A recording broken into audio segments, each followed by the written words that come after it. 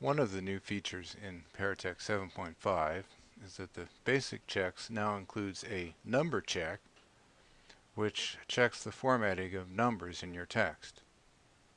If we go to the checking menu and say Run Basic Checks, we have this option in the list to choose numbers. If I click OK to run that check, this is what it tells me. Okay, in Nehemiah 7:19, I have this number here missing a thousand separator. So I'll add that in. Nehemiah 7:21.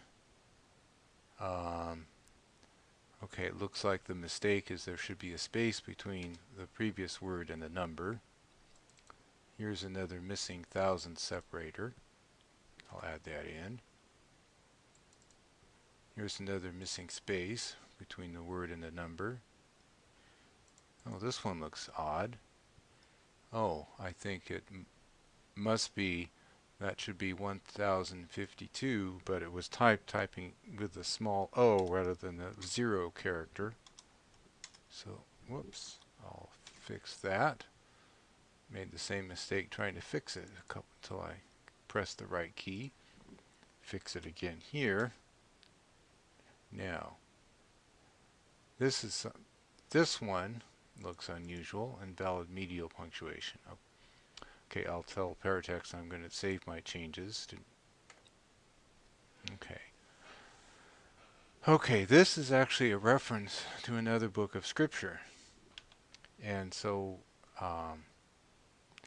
when I look at this project, and the other references here, looks like instead of the colon between the chapter and the verse number, it uses the period or full stop.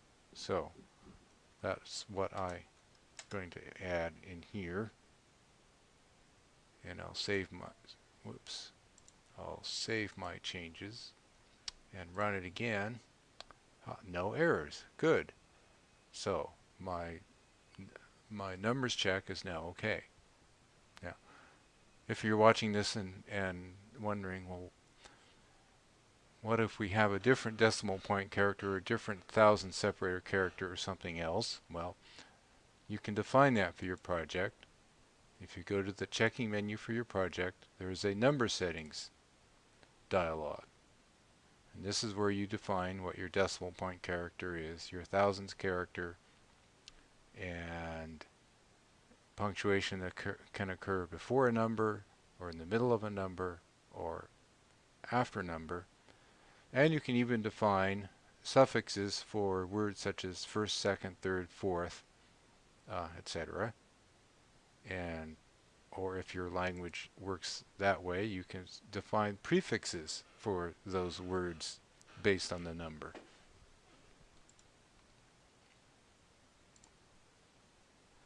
And for the issue of whether you had a colon or a full stop separating the chapter and verse in the scripture references, that's defined in the scripture references dialog under the project menu. Here, for this project, we've defined that the period or full stop is what separates chapter and verse. So that's where numbers referring to scripture references are defined.